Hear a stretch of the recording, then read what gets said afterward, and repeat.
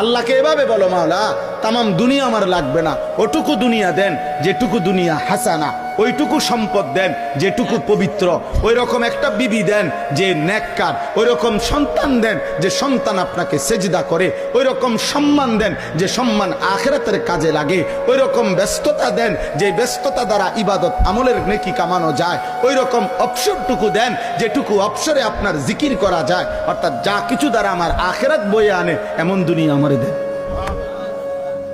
তামামটা লাগবে না মাওলা, পুরোটা দিয়ে কিনুন। ওয়াফিল আখিরাতি হাসানা, আখিরাতও যা উত্তম তাই দেন।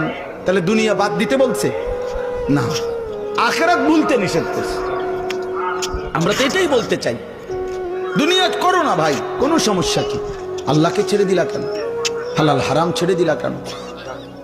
এরকম শুরু করলা কেন? সুদও খাও, কিস্তিও নাও, মিথ্যাও বলো, ওজন কথায়